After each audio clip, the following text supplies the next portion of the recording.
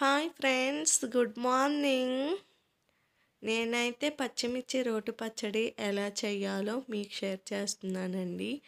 అందరూ పచ్చిమిర్చి పచ్చడి ఒక్కొక్కలా చేస్తుంటారు, ఒక్కొక్కరు ఒక్కొక్క విధంగా చేస్తుంటారు.